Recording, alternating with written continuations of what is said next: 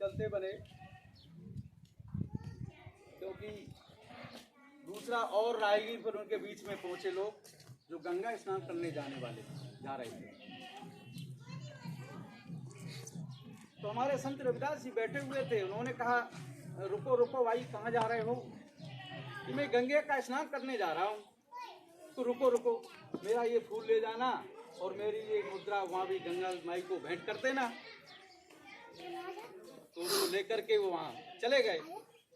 जैसे भी गंगा में स्नान करने वो कूद पड़े, तो वहाँ से आवाज़ आई कि हमारे संत रविदास जी ने जो हमारे लिए भेजा है उसको मुझे दे दीजिए। तो जो ले गए थे उन्होंने अपना पुष्प और उसमें जो भी थी मुद्रा उसमें अर्पित कर दिया गंगा जल। तो उसमें से वास्तविक जो रही है कि उन्होंने जो भी अर्पण वहाँ किया गंगा स्नान में, उन्होंने 2 कंगन ऐसे ऊपर हाथ करके निकाल के दिया कि हमारे बौद्ध भगवान क्या नाम हमारे संत रविदास जी को ये जा करके दे देना। 2 कंगन ला करके उन्होंने, अब क्या है, इतने सोने के गहने कंगन जो सुनार आज क्या कभी भी बना ही नहीं सकता है, ऐसे सुंदर। मन उसका डामाडोल हो गया। उस व्यक्ति ने कंगन अपनी जेब में रख लिए और चलता बना। रास्ते में सोचता आया ये कंगन हम रविदास जी को नहीं देंगे, बेईमानी कर ली उसने। मतलब मन का उसने डमाडोल करके रविदास जी को कंगन वापस नहीं दिए। अब वहाँ के उस गांव के राजा महाराजा थे, उस राजा महाराजाओं के पास गए कि हम आपकी रानी के लिए इतने बढ़िया कंगन लाए हैं, तो उनको दे देना। तो राजा को 2 कंगन दे दिए। राजा शाम्भू घर पहुँचे, रानी को कंगन दिए, हम आपके लिए बहुत अच्छा कंगन लाए हैं। उन्हें 2 कंगन अपने एक हाथ में पहन लिए, एक हाथ में कुछ नहीं है। राजा के साथ वो झगड़ गए, हमें 2 कंगन ऐसे ही 2 कंगन और चाहिए। तो अब वो राजा परेशान हो गया। अब उसके पास वो गया, ये 2 कंगन तुम कहाँ से लाए हो? ये तो हमें वहाँ संत रविदास जी ने दिए हैं। संत रविदास जी ने वहाँ गंगा माई के लिए दिया था, गंगा माई ने हमें कंगन दिए, हमने संत रविदास जी को नहीं दिया, आपको दे दिया। अब वो संत रविदास जी के पास गए तो उन्होंने कहा, देखिए ये 2 कंगन आपने दिए हैं और इनका जोड़ भरवाइए, 2 कंगन हमें और दीजिए, नहीं तो हम आपको मार डालेंगे, तोप दम कर देंगे। उन्होंने कहा कि मैं तो अब मर सकता हूँ, कोई दिक्कत नहीं। उन्होंने अपने गुरु से, अपने सम्मानी जहाँ भी उनकी पेड़ा लगी हुई थी, इसका पूजा अर्चना करते, तो उनको मन में विचार किया और कहा, मैं मरने को तैयार हूँ, लेकिन अब मेरे ये हमने जो पूजा अर्चना की है, हमारा जो देव भक्त जो किया हमने, इसमें अब गड़बड़ हो रहा है, इसमें अब वो लग रहा है दाग। इस दाग को बचाने के लिए आप हमारी सेवा करो।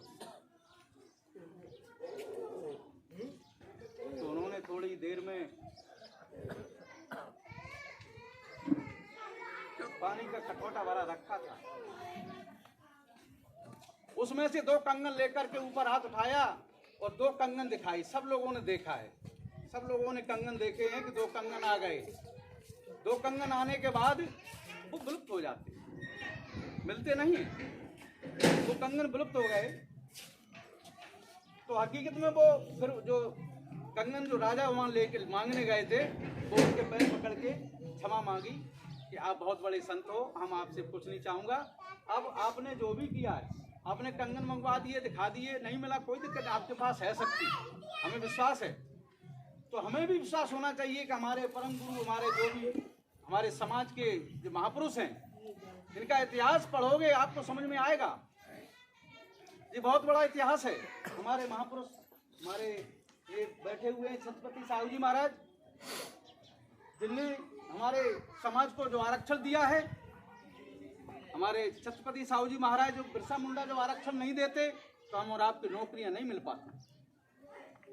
आज इसकी सेवा में आरक्षण आपका समाप्त की ओर जा रहा है, संविधान खत्म की ओर जा रहा है, और हम लोग गुमराह होकर चले जाते हैं उनके साथ, लेकिन अपने इतिहास को नहीं देखते। हमारा इतिहास ये खत्म हो रहा है।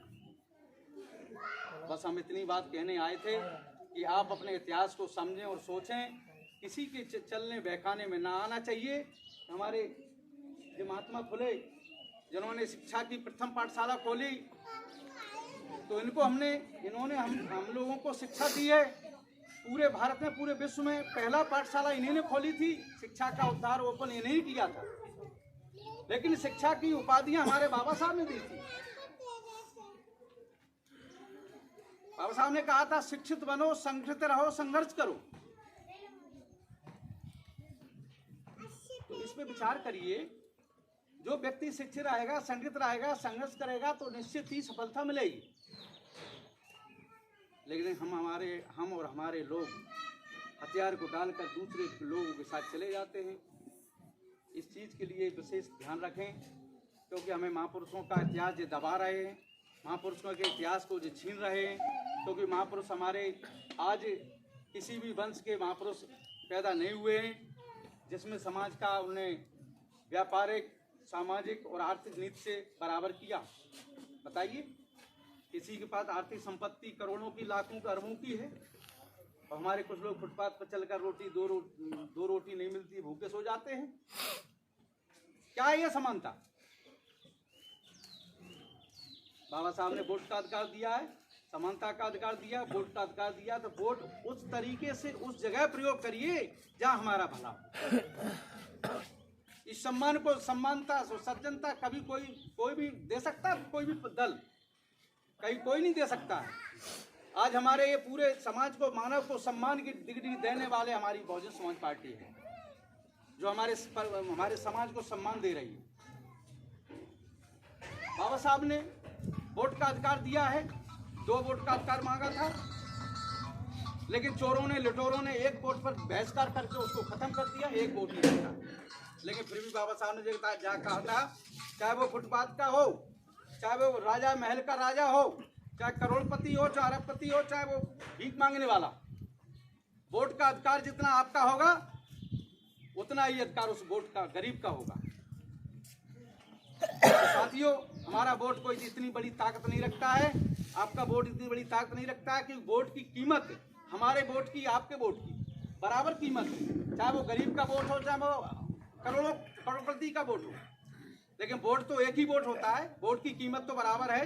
तो समानता का अधिकार, मनुष्य की समानता क्यों बराबर नहीं की है भाई? बेंजी की 4 बार सरकार यूपी में बनाई, उत्तर प्रदेश में, तो बेंजू ने उस तारतम्य में पूरा वहाँ जो भी शिक्षित बनो, संगठित रहो, शिक्षित रहो, संघर्ष करो, इसके बारे में पूरा इसी पैटर्न पे काम किया। हमारे गरीब के बच्चे स्कूल नहीं जा सकते, पढ़ नहीं सकते, क्योंकि पैसे ही नहीं, उनके पास फीस नहीं। तो बेंजी का पहला काम यही था, हमारी शासन प्रशासन जो हमारे सरकारी स्कूल खोले हैं, तो उसमें फीस लगती है, तो फीस उनकी माफ की जाए या फीस उनको पहले दी जाए, वो आपको जमा करेंगे। दूसरा, जब कोई भी मजदूर ठेकेदारी ठेका लेता है, हमारा गरीब ने ठेका ले लिया, उसके पास पैसे नहीं है पहले काम कराने के लिए, तो बहन जी ने उसको क्या किया है कि 10 लाख रुपए पहले किस्त ले जाओ, फ्री आप काम कराइए, उसके बाद में दूसरी डालेंगे। आजकल क्या है, जिसके पास पैसा है पहले लगाओ, बाद में दो, ये था। लेकिन बहन जी ने हमारे 4 साल के कार्यकाल में 4 बार मुख्यमंत्री बनी है, उन्होंने पूरे कार्यकाल में हमारे समाज के लिए इतने बड़े कार्य किए हैं, अगर उसको देखा जाए तो कोई कर नहीं सकता। तो मैं चाहता हूँ, हमारे बुद्धिजीवी लोग बैठे हुए हैं और सब समझदार लोग हैं, कि हमसे अगर कोई गलती हुई हो तो माफ़ करना। मैं कहता हूँ कि हमारे महापुरुषों का सम्मान, इतिहास में कोई गड़बड़ी ना होने दें, इसके इतिहास को बचा के रखें। बाबा साहब ने कहा था, हमारे इस कारवा को अगर आप आगे ना ले जा सकें तो पीछे भी धक्का नहीं लगाना, वहीं खड़ा कर देना। आप आगे न ले जा सकें तो वहीं खड़ा कर देना और आप बैठ जाना शांति से, पीछे धक्का मत देना। तो श्रीमान जी, यही मेरा निवेदन है सभी से कि हमारे महापुरुषों के इतिहास को याद करें और अपने सम्मान और संस्कार के लिए सज्जनता रखें और